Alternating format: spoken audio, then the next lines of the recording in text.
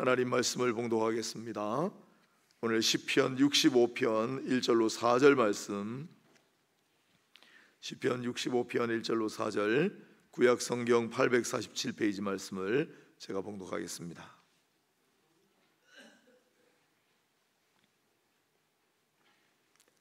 시편 65편 1절로 4절 제가 봉독하겠습니다. 하나님이여, 찬송이 시온에서 주를 기다리오며 사람이 서원을 주께 이행하리이다. 기도를 들으시는 주여, 모든 육체가 주께 나아오리이다. 죄악이 나를 이겼사오니 우리의 허물을 주께서 사하시리이다. 주께서 택하시고 가까이 오게 하사 주의 뜰에 살게 하신 사람은 복이 있나이다. 우리가 주의 집 곧 주의 성전의 아름다움으로 만족하리이다. 아멘. 이 시간 우리 귀한 이규왕 목사님 기도를 들으시는 하나님으로 두 번째 설교를 하시고 오늘 저녁에 세 번째 집회가 있습니다. 주변에 있는 분들 다 모시고 나오셔서 은혜를 받읍시다.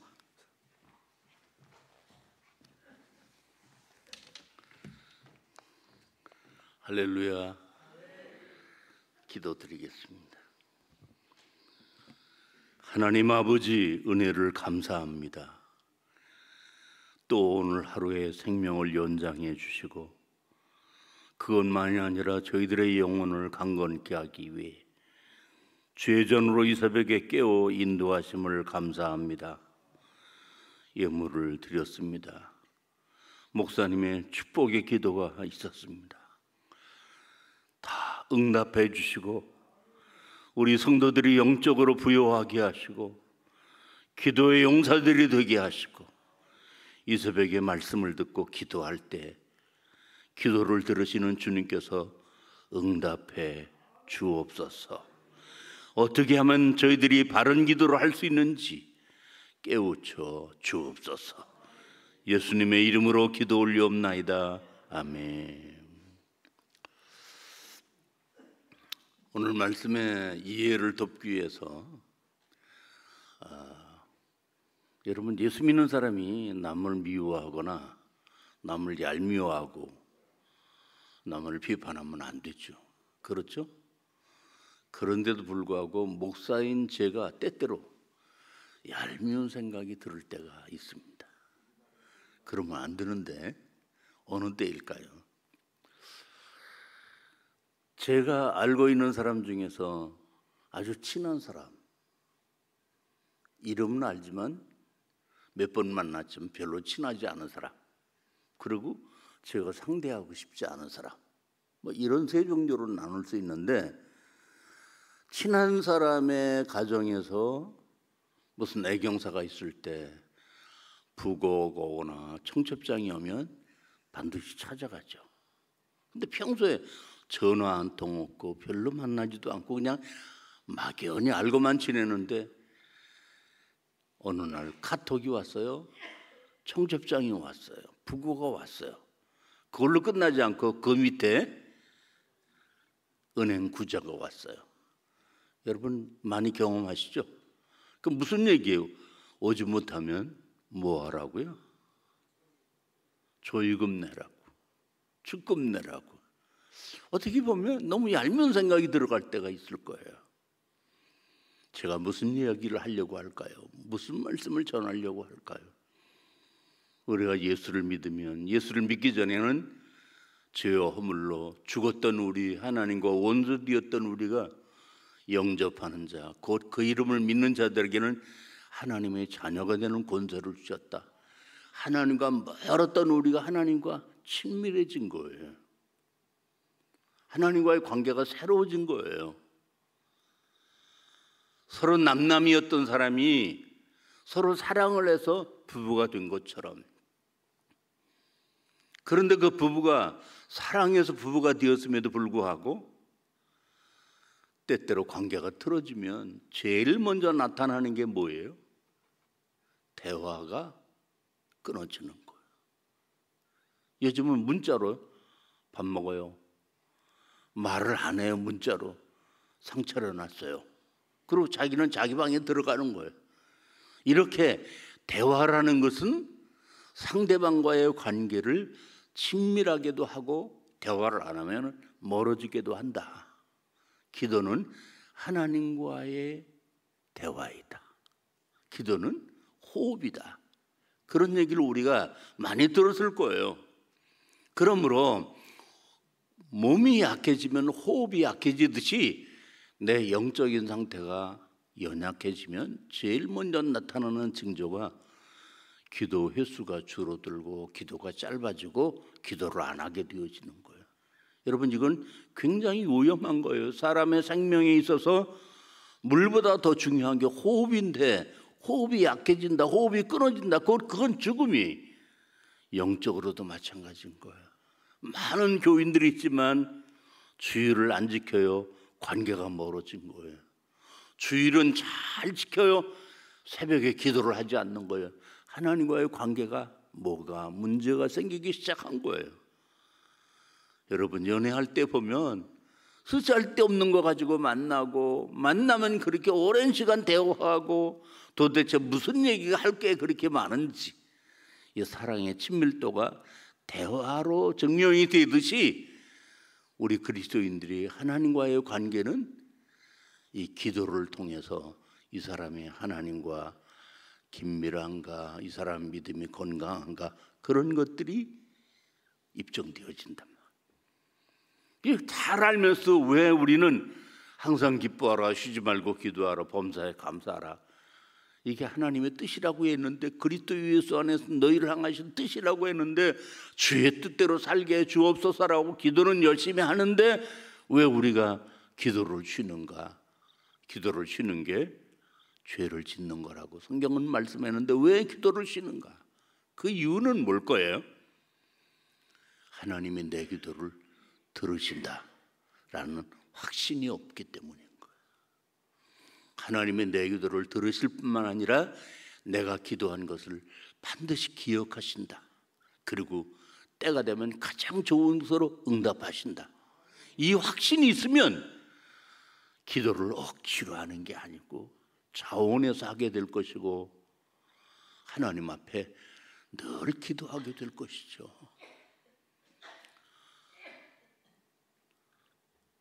이 뒤에 4,000세대가 들어섰다고 하네요. 제가 통영에서 한 6년 목회를 했는데 정치망이라는 어망이 있는데 삥 둘러 수직으로 그물을 내리고 입구 하나만, 그래서 그 입구로 들어가면 고기가 나올 수가 없어요. 그러니까 때가 되면 그거를 줄여서 고기를 건져요. 이 온천제일교회 보니까 그 생각이 나는 거예요.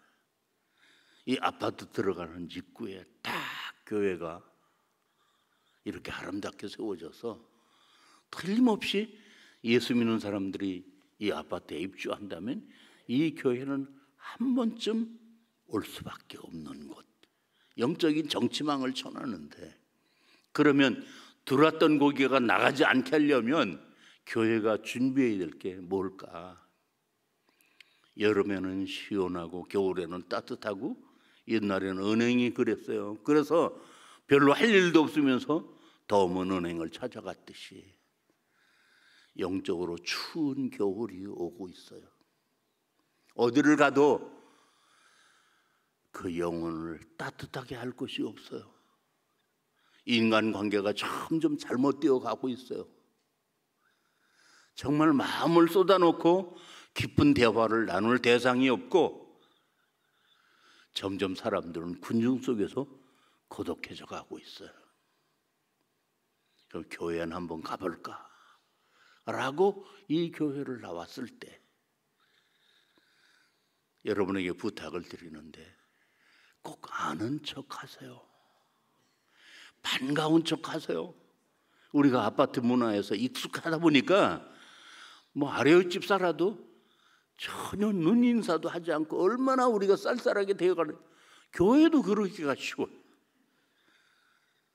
여러분은 영적인 가족이, 내가 알든지 모르든지 가족이, 그러므로 여러분이 인사를 받으려고 하지 마시고 늘 인사하려고 하시고 친절하게 하시고,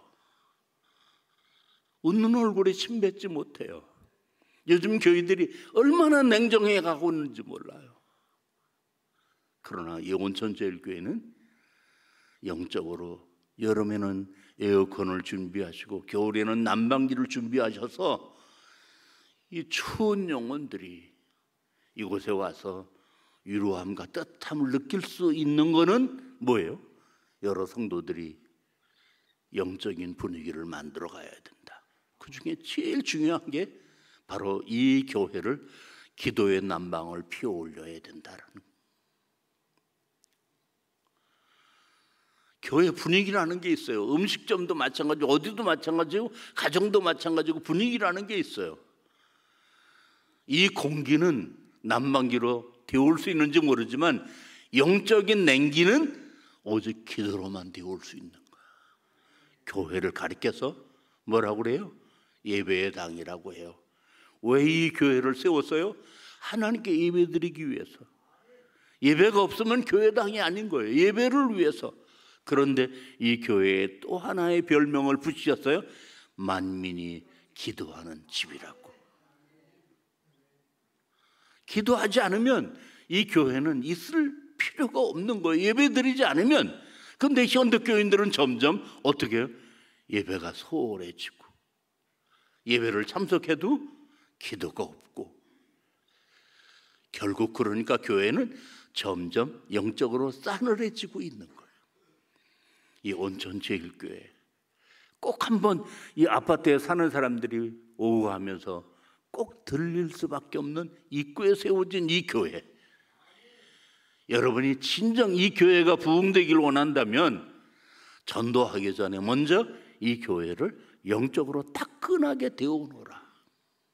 이 새벽에 나온 여러분들은 참 중요한 책임을 맡은 분들이고 여러분들이 참 중요한 일을 하고 있는 사람들이다라는 거예요. 제가 들은 이야기인데 제가 살고 있는 그 용인 수지 어느 교인이 열심히 새벽 기도를 다니는데 어느 날 미국에서 급한 전화가 온 거예요.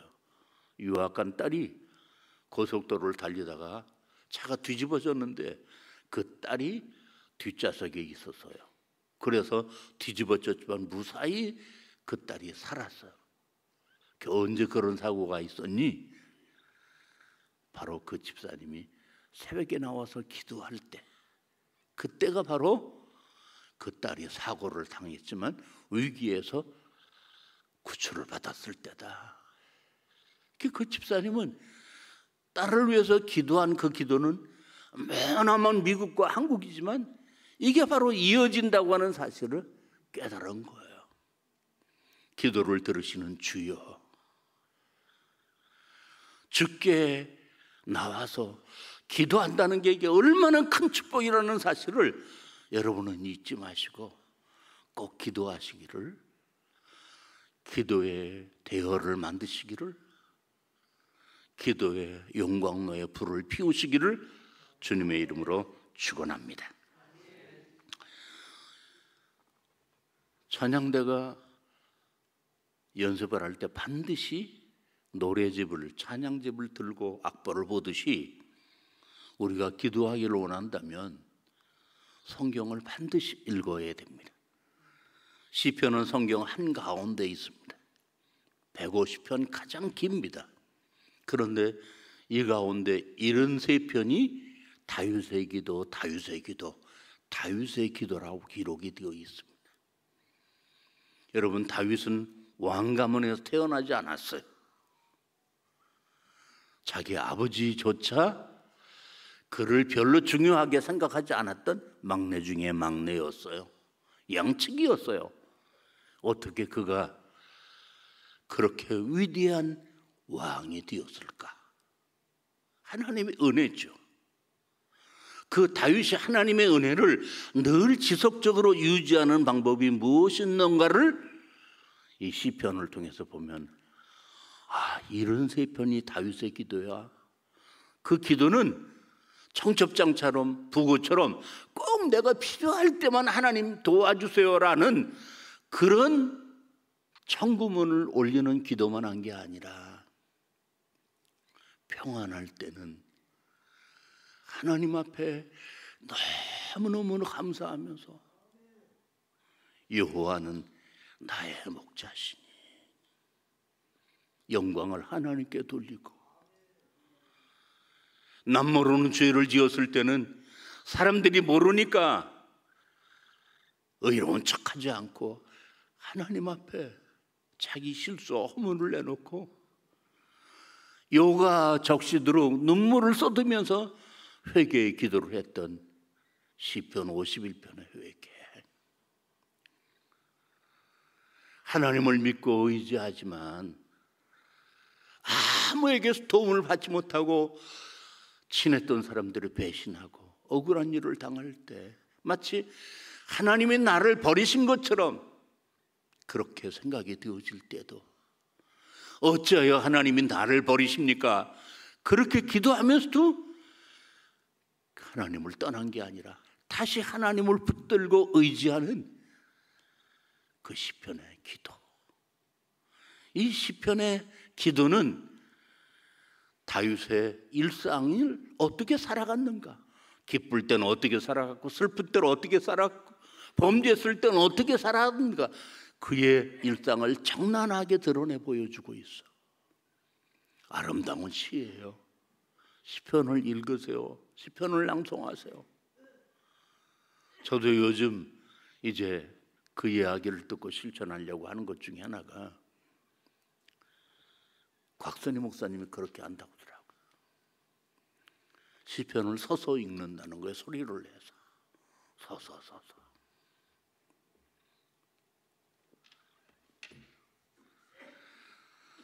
그러면 하나님이 이 다윗의 기도를 다 들으시기만 했는가? 기도를 들으시는 주여, 모든 육체가 주께 나오리다. 그런데 다윗의 일생을 보면 하나님이 다윗의 기도를 듣지 않으실 때가 있었어요. 어찌하여 듣지 아니하십니까? 라고 탄식할 만큼. 그 사건이 크게 두 종류라고 생각이 되어지는데, 하나는 그가 바세바의 아내의 범죄하고 여차저차해서 결국은 우리아의 아내가 이 다윗의 처가 되었을 때, 아이를 임신해서 아이를 잉태하게 되었을 때, 아이를 출산하게 되었을 때, 그 아이가 죽게 되었을 때 금식하며 하나님 앞에 기도했지만 하나님이 다윗의 기도를 듣지 않으셨어요. 아마 그럴 때 기록한 시편이 아닌가 그런 생각이 들 만큼. 그러면 하나님은 왜 다윗의 그 기도, 바세바가 낳은 아들을 위해서 기도하는 그 기도를, 금식하며 부르짖었던 그 기도를 왜 듣지 않으셨는가? 그 아이가 죽고 난 다음에 하나님이 누구를 선물로 주셨어요? 솔로몬을 선물로 주셨어요. 솔로몬을. 여러분, 솔로몬이 얼마나 지혜로운 사람이라는 거 많이 들으셨을 거예요. 그가 지은 잠언서를 보시면 그가 얼마나 지혜로운 사람이라는 걸 여러분 아셨을 거예요. 다윗이 모든 전쟁을 다 끝내고 평안하게 되었을 때 그가 그렇게 원했던 하나님의 법궤가 텐트 성막 안에 있는 것을 안타깝게 생각하고 그 법궤를 아름다운 성전을 지어서 모시려고 성전 건축을 위해서 일생 모든 전리품이나 귀한 보물들을 다 먹고 이제는 성전을 건축하기만 하면 되는 때 하나님이 선지자를 보내서 성전을 건축하지 못하게 하셨어요. 왜? 너는 전쟁에서 너무 많은 피를 흘렸다고. 여러분, 성전 건축 그가 자기를 위해서 하는 게 아니라 하나님을 위하여, 그리고 모든 전 재산을 쏟아서 하나님의 성전을 건축하겠다고 하는데 왜 그의 기도를 막으셨을까요? 그럼 하나님은 어떻게 하셨을까요? 하나님께 솔로몬을 통해서, 그 지혜로운 솔로몬을 통해서 아름다운 성전을 7년 동안 건축하게 하셔서, 곧 다윗이 건축하지 못한 성전을 다윗의 아들 솔로몬이 건축하게 하셨어요. 이 말은 무슨 뜻이에요? 하나님이 다윗이 원하는 대로 들어주지 않으셨지만, 그러나 다윗의 소원은 이루어 주신 것이다. 다른 방법으로. 바로 이것을 깨달을 때 하나님은 나의 기도를 결코 외면하지 않으시고 반드시 들으신다라는 믿음을 갖게 되어지는 거예요. 왜 우리가 기도하다가 중단해요? 이 확신을 놓쳐버리는 거예요. 하나님은 나의 기도만 아니라 나의 작은 신음에도 응답하시는 하나님이시다 라는 확신을 가지면 우리가 결코 호흡을 중단할 수 없는 것처럼 기도를 중단할 수 없고, 부부 사이가 화목할수록 수지할 데 없는 얘기 같지만 긴 대화가 지속되듯이 하나님과의 깊은 기도가 계속되어진다. 우리는 이렇게 교회에 나와서 열심히 기도해야 되지만 하나님은 그 기도만 들으시는 것이 아니라 그렇게 기도하는 사람의 마음의 소원을 기억하시고 무심코 집 한 채가 있었으면 좋겠다. 새벽에 나와서 집을 구한 게 아닌데 그렇게 말 한마디만 했는데도 하나님은 그 나의 소원을 들으시고 때가 되면 집을 주시는 하나님, 여기 경험하신 분들이 계실 거예요. 저에게는 이남일녀 3남매의 선물을 하나님이 주셨어요. 큰아들은 목사가 되어서 지금 서울 신도문교회에서 목회를 하고 있습니다. 둘째는 딸이에요. 그 딸은 지금 사위와 함께 태국에 선교사로 가 있어요. 하나님께서 그 3남매 중에서 그 딸을 굉장히 사랑하시고 또 걔가 기도를 많이 하는 아인데 딸 자랑하려고 하는 건 결코 아니에요. 이제 대학을 다니면서 심리학과를 다녔어요. 그때 제가 목회를 이리저리 옮겨 다니면서 경제적으로 그렇게 넉넉하지 못했기 때문에 대학원을 보낼 수 없었어요. 근데 그 딸이 졸업을 하면서 하나님, 저도 외국에 가서 한번 공부를 했으면 좋겠어요. 그렇게 때가 되면 하나님, 저의 소원을 들어주세요. 이렇게 무심코. 그러고는 세월이 흘렀어요. 믿음의 남편을 만나 태국에 선교사로 갔습니다. 그리고 선교사 6년 텀을 마치고 안식년에 그 남편이 미국의 훌로신학교 가서 디민 코스를 하게 되었어. 이제 1년 동안이니까 가족을 데리고 갔습니다.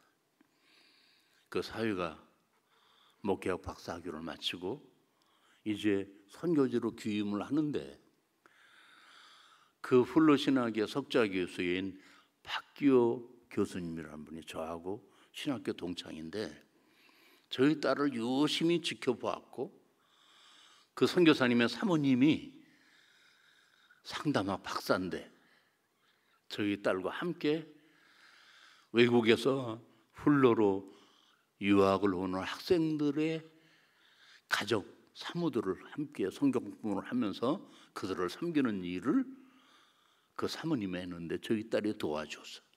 그래서 저희 딸을 유심히 봤어요. 이제 사위가 공부를 마치고 태국으로 들어가려고 하는데 그 박기호 선교사님 네 분이 저희 딸에게 미국에서 공부하고 가. 그래서 학위를 받고 가. 이건 명의가 아니야. 그래야 사역의 폭이 넓어지고 깊어지고 그리고 태국의 지도자들을 상대할 수 있어. 또 효율적인 선교를 할 수 있어.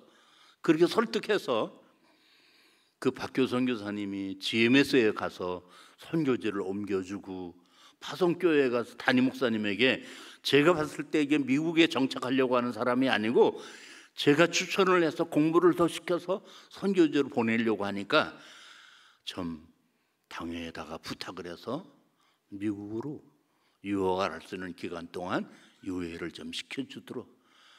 그래가지고 그 당회가 허락을 해서 그 딸이 미국에 떨어져서 석사과정을 하고 박사과정을 하고 6년 동안. 그런데 그 딸이 뒤늦게 깨달은 거예요. 내가 40년 전에 무심코 하나님 저도 외국에 가서 유학을 했으면 좋겠어요. 이렇게 말 한마디에 툭 던졌던 그 기도가 하나님은 딸이 잊어버리고 있었으나 하나님은 안 잊어버리시고 때가 되니까 그가 원했던 박사가 돼서 선교지로 가서 지금 사역을 잘하고 있어요. 여러분, 우리가 생각만 해도 우리가 무심코 한마디만 뱉어도 부모는 그 자식의 이야기를 자식의 소원을 잊어버리지 않은 것처럼 하나님도 우리의 탄식, 우리의 간구, 우리의 소원 잊어버리지 않으셔. 세상에 그런 사람이 누가 있어요? 하나님만이 그래요. 여러분이 믿는 하나님이 그런 하나님인데 그 하나님과 긴밀해지는 게 기도라면 하나님 반드시 여러분의 부르짖음과 여러분의 마음의 소원을 다 기억하시고 때가 되면 가장 좋은 것으로 들어주시는 하나님이시라면 그 하나님이 저희 딸 이혜선의 하나님만이 아니라 저의 하나님이 여러분의 하나님이라면 여러분도 그 하나님을 제가 쉽게 얘기하겠습니다. 많이 이용해 잡수세요. 하나님을 많이 써 잡수세요. 하나님 그걸 좋아하셔요. 왜 걱정하세요? 왜 염려하세요? 왜 근심하세요? 그거는 알고 보면 우리에게 하나님을 찾으라는 사인이에요. 하나님께 기도하라는 신호예요. 그때가 바로 여호와를 찾을 때고 여호와를 만날 때인 거예요. 세상에서 가장 믿음이 나태해지는 때가 어느 때인지 아세요? 걱정거리가 없을 때, 그때 믿음이 가장 부패해지는 거예요. 그러므로 하나님이 때때로 우리에게 위급함도 주시고 어려움도 주시고 시험도 주시고, 그러나 그런 어려움만 주시는 것이 아니라 시험 당할 쯤에 피할 길을 더불어 주시고 이길 힘을 더해 주시고, 그래서 그 모든 것들이 합력하여 선을 이루게 하신 하나님, 그 하나님은 우리의 기도를 들으시는 하나님이시다. 이 사실을 깨달을 때 모든 육체가 주께 나와 기도의 응답에 축복을 받게 된다면 여러분이 앉아있는 그 자리가 말씀을 듣기만 하는 자리가 되지 아니하고 기도하는 자리가 되어지기를 축원합니다. 제가 지금 한국에 한 달 동안 나와 있는데 이제 이 집회를 마치면 금요일 날 다시 선교지로 들어가는데 마침 10월 27일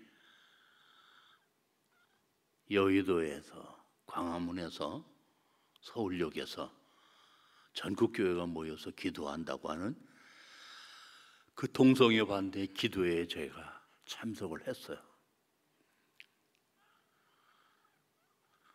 경찰에서는 24만이라고 하는데 이렇게 헬리콥터를 타고 집계를 해보니까 110만이 모였다고 해요. 정말 기도의 자리가 엉성했어요. 교통이 혼잡했다 천만의 말씀이. 어디 기도할 자리가 없어서 가로수 나무 밑에 앉아서 제가 2시간 동안 앉아서 그 집회를 참석했는데 침묵의 기도도 했고 우리와 같은 함성의 소리찬 기도도 했는데 이렇게 기도한 이후에 어떤 결과가 일어날 것인가? 함부로 이 법을 제한할 수 없게 된다는 거예요. 야, 100만이 이 법을 반대하는데 정치적인 집회가 아니고 오직 기도하기 위해서. 기도가 뭐예요? 하나님은 눈에 안 보여요. 손에 잡히지 않아요. 그러나 하나님보다 더 강력하신 분이 없어요. 그 하나님과 가장 긴밀한 방법은 바로 기도인데, 부산에서 올라온 차들을 봤어요. 전국에서 110만이 모여서 하나님 이 나라를 지켜주세요. 제가 1년 전에 영국에 갔는데 유럽 5개국을 한번 돌아보고 사진 여행을 했는데, 영국의 글라스고를 가니까 오래된 도시인데 대학 정문 위에 그 깃발, 무지개 깃발, 그게 휘날리고 있고, 길거리 가로수 옆에 무지개 깃발이 휘날리고 있고, 심지어 성공회 위에도 깃발이 휘날리고 있더라고요. 지금 유럽의 교회들은 단식을 하고 있잖아요. 그런 상황 속에서 교회는 반대하지 아니하고 오히려 함께 편승해 가는 그런 서구교회는 이제 문을 닫고 있잖아요. 사랑하는 성도 여러분, 개인의 기도 중요합니다.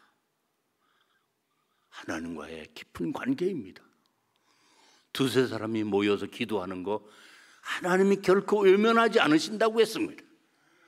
온 교회가 부르짖는 기도 하나님이 귀 기울여 들으십니다. 기도는 불입니다. 교회에서 합심해서 기도하는 것은 용광로에 불을 붙이는 것과 똑같습니다. 그 용광로에 불이 활활 타오르면 더러운 철찌끄러기들이 녹아내리면서 깨끗한 철로 만들어지는 것처럼, 우리는 다 죄인이지만 이 온천제일교회가 기도의 용광로를 활활 태울 때 여기 들어오는 자들마다 회개하게 되고, 여기 들어와서 부르짖는 자마다 변화의 새 사람이 되고, 이 교회는 이 지역에서 강력한 영향력을 미치는 그런 힘 있는 교회가 되어질 수 있는 것, 그거는 교인의 숫자가 아니라 기도하는 성도들의 숫자다. 꼭 기억하시고, 지금 세계가 기도를 요청하고 있어요. 이 대한민국이 기도를 요청하고 있어요. 한국교회가 기도를 요청하고 있어요.